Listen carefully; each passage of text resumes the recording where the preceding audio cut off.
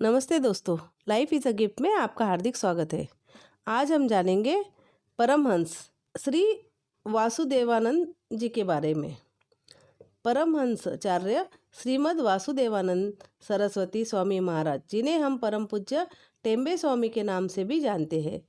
इनका जन्म ईस्वी 1854 के श्रावण माह के कृष्ण पक्ष की पंचमी तिथि को सावंतवाड़ी के पास स्थित मानगांव नामक गांव में रहने वाले एक धार्मिक ब्राह्मण के घर पर हुआ।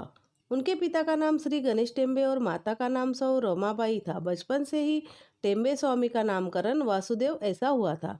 जब उनके पिता श्री गणेश टेम्बे जी गणगापुर में थे, तब उन्हें भगवान दत्तात्रेय जी का साक्षात्कार होता था, जिसमें उन्हें मानगांव जाकर गृहस्थाश्रम का पालन करने का आदेश होता है। साथ ही भगवान दत्तात्रेय उन्हें उनके पुत्र के रूप में अवतार लेने का वचन भी देते हैं। जब बालक वासुदेव 8 वर्ष के थे, तब उनके दादाजी श्री हरिभट जी उनका यज्ञोपवीत संस्कार करवा देते हैं। बालक वासुदेव अपनी प्रतिबद्धता, कुशाग्रता व दिव्य स्मरण शक्ति से शीघ्र ही अपनी वैदिक शिक्षा पूर्ण कर लेते हैं और पौरोहित्य आदि कार्य में उत्तम दाता बन के अपने परिवार की आजीविका में अपना योगदान देते हैं। अपनी प्रतिबद्धता व योग साधना से अर्जित अतीन्द्रिय शक्तियों का उपयोग युवा वासुदेव दीन दुखियों के दुख व कष्ट दूर करने में प्रयुक्त करते हैं। अपने शिक्षकों के आग्रह पर उन्हें 21 वर्ष की उम्र में विवाहबद्ध होना पड़ा था। अपनी 23 वर्ष की आयु में उन्हें अपने पवित्र व सहृदय पिता, जिनकी उम्र उस वक्त 56-57 वर्ष थी, का वियोग सहना पड़ा था। स्वामी जी की माताजी व उनकी धर्मपत्नी सौ अन्नपूर्णा जी में अक्सर पारिवारिक बातों को लेकर कलह होता रहता था।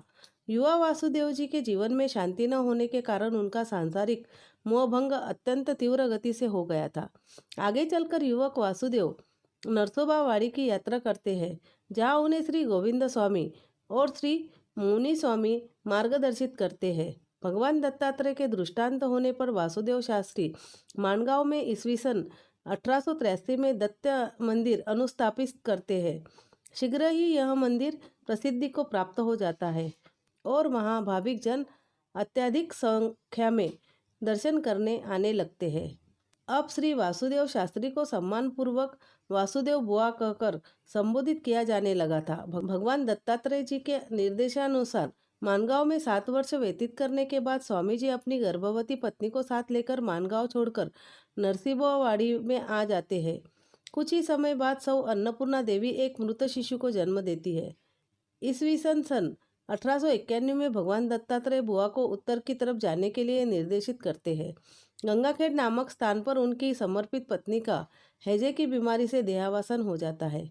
14 दिवस के शोक के बाद वासुदेव बुआ की इच्छा अनुसार भगवान दत्तात्रेय उन्हें संन्यास ग्रहण करवा देते हैं और उज्जैनी जाकर श्री नारायणानंद सरस्वती स्वामी महाराज से दंड ग्रहण करने का निर्देश भी देते हैं। श्री नारायणानंद सरस्वती स्वामी महाराज वासुदेव बुआ को दंड प्रदान करते हैं और संन्यास धर्म के अनुसार उनका नामकरण श्री वासुदेवानंद सरस्वती ऐसा करते हैं। आगे चलकर भगवान दत्तात्रेय उन्हें उनके जीवन का उद्देश्य बताते हुए उन्हें संपूर्ण भारत भ्रमण करते हुए वैदिक धर्म का प्रचार करने और वर्णाश्रम धर्म से विमुख लोगों का मार्गदर्शन करने का निर्देश देते हैं। अगले 23 वर्षों तक श्री टेम्बे स्वामी अपने कठोर संन्यास धर्म का पालन करते हुए संपूर्ण देश में भ्रमण करते हैं। स्वामी जी मध्यम कद काठी के थे। उनका वर्ण श्याम था। उनकी निगाहें गहरी व तेजपूर्ण थी, जो किसी के भी मानस की गहराई में जाकर उनके चित्त को भाप लेती थी। उनकी वाणी मृदु पर अत्यंत स्पष्टवादी से परिपूर्ण थी। उनका संग्रह सिर्फ 4 लंगोटियाँ, 2 पोशाकें, 1 दंड, 1 कमंडलू, 1 उपनिषद की पुस्तक, 1 पूजा के बर्तन से भरा संदूक, भगवान दत्तात्रेय की 2 मूर्तियाँ, एक कुएं से पानी निकालने की रस्सी व लेखन सामग्री तक ही सीमित था। कभी कभी वे एक ऊनी शाल का प्रयोग भी कर लेते थे।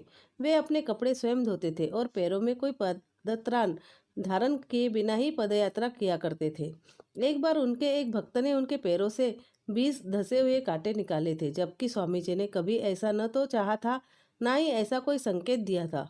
स्वामी जी अत्यंत विपरीत जलवायु से घने वनों, उष्ण मरुस्थलों व ऊंचे पर्वतीय रास्तों से सिर्फ एक वस्त्र पहन के ही भ्रमण किया करते थे। उनके अधिकांश चतुर्मास छोटे गांवों व दूरवर्ती स्थानों पर हुए थे। स्वामी जी के जीवन का एकमात्र उद्देश्य भगवान दत्तात्रेय की आज्ञा पालन करने का था और उनकी सारी क्रियाएं भगवान दत्तात्रेय को समर्पित थी। स्वामी जी वैसे तो मूल रूप से संकोची व एकाकी जीवन व्यतीत करने वाले व्यक्ति थे, पर उन्हें अपने जीवन का एक लंबा समय जन समुदायों की भीड़ में गुजारना पड़ा था। सभी लोगों को वे समान रूप से उपलब्ध होते थे। अत्यंत शुचिता का पालन करने के बावजूद भी उनके यहाँ किसी से भी भेदभाव नहीं होता था। हर जात पात के लोग उनकी कृपा का प्रसाद प्राप्त करते थे। स्वामी जी सभी लोगों के प्रति अत्यंत संवेदनशील थे और अत्यंत सहानुभूतिपूर्वक सभी लोगों के दुख व समस्याओं को सुनकर उस पर उचित मार्गदर्शन किया करते थे। उनके मार्गदर्शन का